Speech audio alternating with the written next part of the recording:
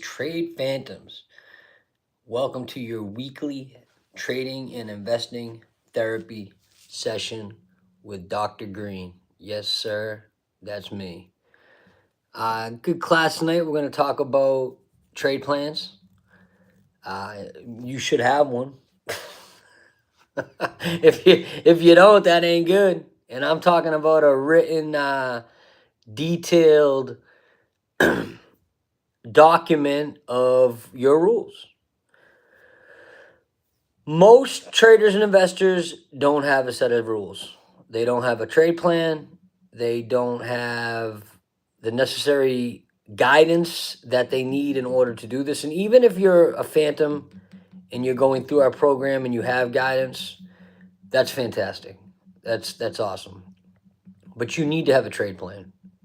My trade plan, for people for members of phantoms that are with us on a day-to-day basis, we have documents that show you how to set up a trade plan that's connected towards your whatever you're trying to do. But the key is, for me, the key at the beginning was just going over it each day before I actually hit the trading off. So, like for example, like, my trade plan was usually like, I don't know, a page and a half long with as an Excel sheet, right? And it was simple rules. It was what time frames I trade on, was monthly, weekly, daily. Talked about what things I would read before I'd actively place a trade, what indexes I would look at. Basically, my whole process, what I was gonna do, written down in a template, and I read that every day before when I sat down on my computer. I read that every day before I placed a trade. Or I think I even this isn't I think I even haven't had it laminated at one point, on my desk. And it was really just to get me from going to 0 to 100. A lot of time in trading and in life, you're gonna go 0 to 100, and that's not good. You want to learn how to go to 25 or to 50 and slow yourself down, right? They call that a pause or a meditation or whatever you want to call it. The trade plan, forcing myself to read it, even though it was redundant, made me better. It slowed me down. I even had a statement at the end of my trade plan, a psychology statement that said, I, Anthony LeBate, promise to make all trades based off logic. Promise myself that all trades are based off logic and not emotion, and I'll do my due diligence to complete these, so on and so forth, some type of trading. And I'm telling you, man, I read that first couple when I started doing it, probably I don't know, 8 9 months into it, and I kept doing it and kept doing it and kept doing it and kept. I did it for well over a year, um, and that thing was implanted in my head. And really, what I was implanting was just following my rules to the best of my abilities.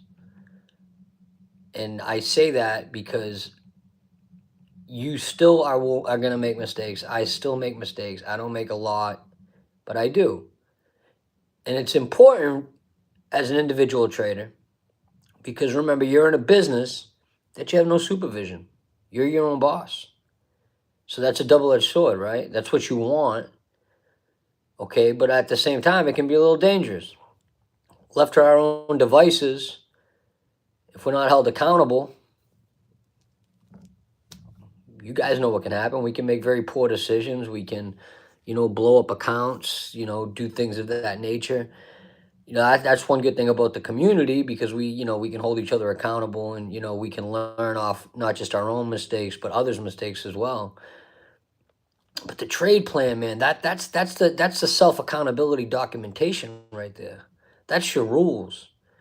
And one thing that I also did was, when I broke a rule, one, I would observe, did I consciously break it, or sometimes I just broke it without thinking about it.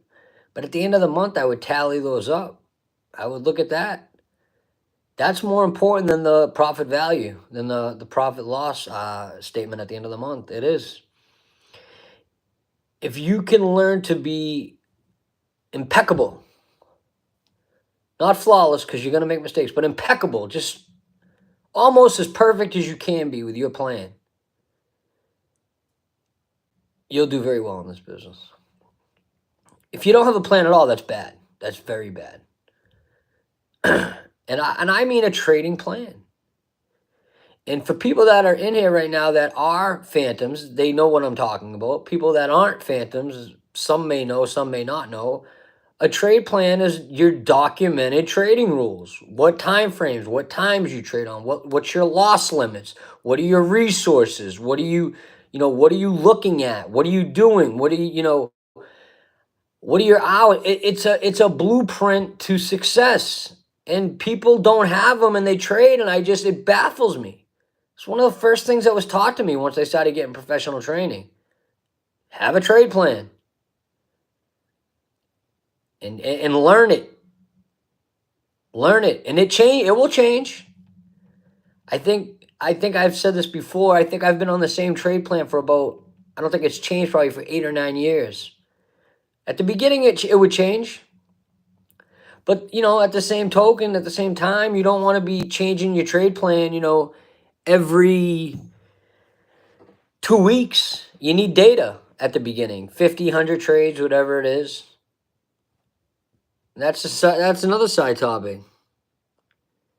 Absolutely, Kirk. You gotta have it in writing on Microsoft Word. And I always kept it up on my screen, and because I would look at everyone's different. You have people that are impulsive traders. I was one of those. Then you have people that are scared to death to place a trade. That wasn't me, but I've definitely taught thousands of people like that. And for me, the impulsive trader, it was important because I didn't mind risking money, or I didn't mind taking losses. That was after a while I wouldn't mind taking them when they built up.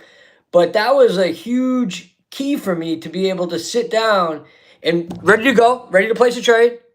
But then it's like, oh shoot, I got to read this trade plan. Even though it's only going to take me a minute, 2 minutes, it's like a pause. It was a pause, an emotional pause to get me to slow down. Because I so desperately wanted to just get to that computer and just start placing away, right? And that's not a good thing sometimes, especially not if you're compulsive. Now let's go to the other side of the spectrum. Say you're the person that, has trouble placing trades. That might be on your trade plan. You may need to push yourself to place more trades at a smaller amount, whether it's, I'm not a huge fan of simulated trading, but I think this is probably resonated in my head right now because of, I think I had a couple classes today in Phantoms with this. We were talking about it. Like, you have to place trades. Like, you have to do this, and if you can do it live at the beginning and not expose a lot of money and, make your risks like super minimum, in Forex, there's no issue with that because, of the leverage. But if you can do that, that's how you got to do it. You got to place trades. You have to logistically get better at just placing a trade. It's like breathing. It should be so simple that it should be like another thing, just another quick stepping stone. It should be easy as pie to place a trade. And if it's not, then you got to place them. You got to place more trades. So if you're on the passive side, the conservative side, put that in your trade plan. Say I'm going to at least go through the process of placing a trade every day, or 3 or 4 trades every day. And even if you don't play, even if there's not 3 or 4 trades to place, and there's not going to be a lot of times, just go through the process. And when you're done hitting the submit button, don't hit the submit button, but go through the process that you would place a trade. You have to get in the habit of that, or just pump a bunch of them out on simulated trades. Don't create bad habits at the same time. But back to the trade plan. Have to have it. It is the key to all success in this business. And early on in the process, and I say early on, early on could be year, 2 years, 3 years. It's going to constantly be in a state of revision. You're going to revise it. You're going to look over it. You're going to make adjustments because you're going to start formulating data on things that work and things that don't work. Okay, so for all of those of you that are part of Trade Fandoms, we have templates on the website if you don't have one. But I try to keep it very, very, very simple.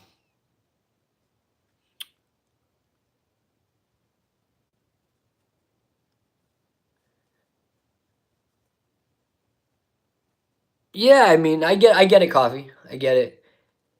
Yeah, I mean, but Kirk, you want to update it and change it, but you don't want to do that too much. You want to get some data. I just always remember I had a guy that I traded with early on. He was a good friend of mine.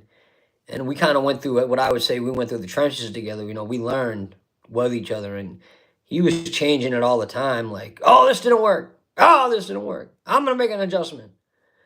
Ah, this time frame analysis, you're gonna change up my time frames. Like it was like, it was like, dude, you gotta chill, man. Sometimes you gotta let it play its course. So the name of the game is always you know, the name of the game is always don't blow up the account, right?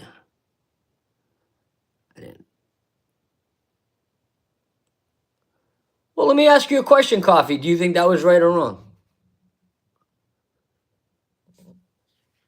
What do you think? Because you got into FOMO. No, I'm sorry. You got into fear because you took some hits. But what was your plan at the beginning of the day? Did you have loss limits? If you didn't have loss limits and you just didn't take the trade because you were mad at your previous results, and I would I would say that no, you should have placed the trade.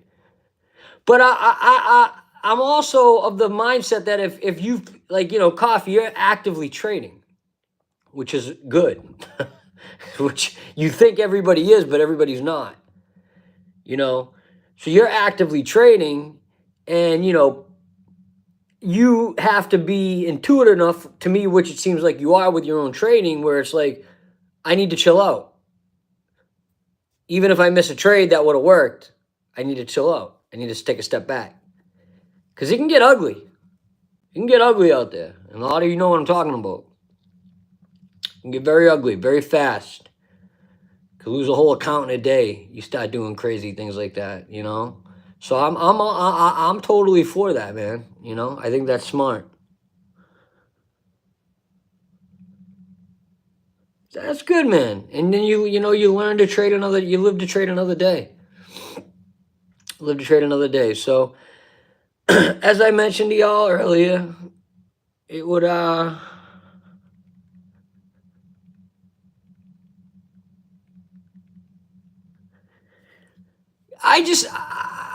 here's my thing. It's not, you don't want to get into the coulda, woulda, shouldas. It's more of, what's the plan? Is the trade there? Take the trade. That's it. It's a numbers game. You wanna critique the process constantly and improve on it, but you can't do that if you're not placing trades. More trades gives you more data.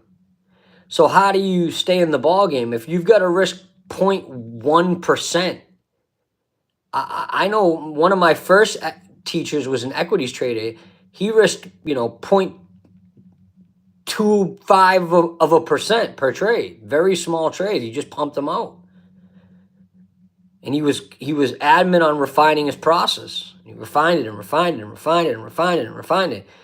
We tell you 2% is the max. You take 6 losses in a row on 2%, your account is, significantly going to be damaged. So, trading 2% on every trade at the beginning, is a little high. It's a little heavy, especially if you don't know what you're doing. And believe me, a lot of people at the beginning don't know what they're doing. So, end result, hey, if you're new here, glad you joined us. You come check us out on our webpage at TradePhantoms.com. Sign up for our class this Thursday if you'd like to. It's a complimentary class. I'll be teaching it. Mr. Black will be helping out as usual as well. He'll be in there as well. For the rest of y'all, hey, have a great New Year. I'm going to sign off. I'll see y'all in my live trading session on Thursday for members. And have a safe new year. Have a good time. Yeah, there you go. That's not bad at all. 0.4. Not at all per trade. All right. And yeah, happy new year. Be safe. Enjoy the time left that we have in 2024 and get ready for 2025, and we'll make it a new one. All right. Thank you guys. Appreciate it. Everybody be safe. Mr. Green is signing out. Dr.